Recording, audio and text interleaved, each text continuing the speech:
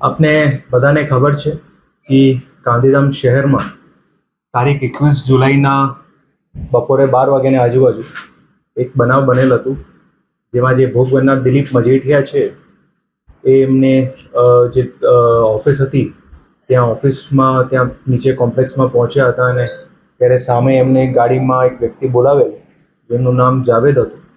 અને એ એમની ગાડીમાં લઈને પછી એમનું અપહરણ કરેલ હતું. આ જ્યારે આખું બનાવ બન્યું ત્યારે જે પ્રકરણ હતું એમાં લગભગ $5,85,000 જેટલું આ ભોગ બનનારના ભાઈ પાસેથી આરોપીઓ દ્વારા લેવામાં આવેલ હતું. અને આ બનાવમાં અત્યાર સુધીમાં 10 આરોપીઓને પકડી પાડવામાં આવેલા હતા અને ખાસ કરીને જે લોકો લઈ જવાના હતા મુખ્ય આરોપી જે ગાડીમાં અપહરણ કરવાવાળા હતા એ હજી સુધી પકડવાના બાકી હતા. આ બનાવનું સતત ફોલોઅપ જે છે એ ગુજરાતના માનનીય ડીજીપી સાહેબ દ્વારા પણ અને ખાસ કરીને border range IG Shri Chirag Kordeshwar દ્વારા સતત ફોલોઅપ એનું ચાલતું હતું. જેના અનુસંધાને પૂર્વ કચ્છ જિલ્લા પોલીસની અલગ અલગ ટીમો આ બનાવમાં આ જે આરોપીઓ હતા જે અપહરણ કરતા હતા એમની શોધખોળમાં સતત જે છે ટીમો લાગેલી હતી, જેમાં વિવિધ સ્થળોએ દરોડા પણ પાડવામાં આવેલા અને એ જ અલગ અલગ દરોડાઓમાં જે લિંક્સ મળતા હતા એ લિંક્સના અનુસંધાને જે આરોપી પોલીસ દ્વારા અત્યારે પકડવામાં આવેલા છે, જેમાં એક જાવેદ અબુ સાયચા, રિઝવાન હુસૈન ખીચા અને સોહેલ જુસફ બુચડ એ 3 લોકોને પૂર્વ કચ્છ જિલ્લા પોલીસ દ્વારા પંજાબના ભટિંડા ખાતેથી પકડવામાં આવેલા છે.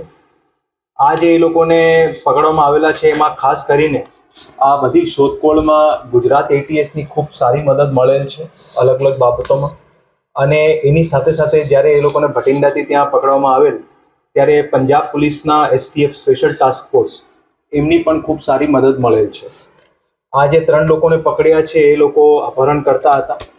અને એની સાથે સાથે બીજા 2 લોકોને પણ પકડવામાં આવ્યા છે જે અલગ અલગ સ્થળેથી. એમાં એક મુન્નાવર બુચડ કરીને છે જે જામનગરનું રહેવાસી છે અને એક નાગજી દેસાઈ છે જે અમદાવાદનું રહેવાસી છે. એટલે ટોટલ 5 લોકોને અત્યારે પકડ્યા છે, 5 અને અગાઉના 10. અત્યાર સુધી આ કેસમાં ટોટલ 15 આરોપીઓને જે છે ધરપકડ કરવામાં આવેલી છે અને જે જૂના 10 આરોપી પકડવામાં આવેલા હતા એ લોકો પાસેથી લગભગ 44,66,000 જેટલી રકમ રિકવર કરવામાં આવેલી હતી. અને અત્યારે જે આરોપી પકડી પાડવામાં આવેલ છે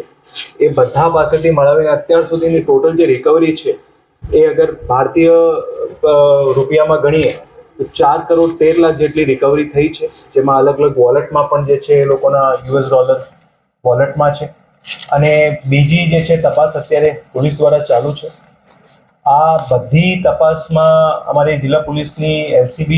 A ડિવિઝનની ટીમ, B ડિવિઝન અંજારની વિવિધ ટીમો કાર્યરત હતી અને ખૂબ સારી રીતે જે છે એમાં મહેનત કરવામાં આવી છે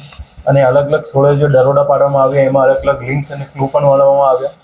અને એના આધારે જે છે એ લોકોને પંજાબ ખાતેથી પકડવામાં જે છે સફળતા મળી છે અને આગળમાં આ આખા બનાવની તપાસ અત્યારે ચાલુ છે. રિમાન્ડ મેળવવાની તજવીજ પણ ચાલુ છે અને જે એંગલ્સ હજી પણ કોઈ બાકી રહી ગયા છે એ બધા એંગલ્સમાં જે છે તપાસ કરવામાં આવશે.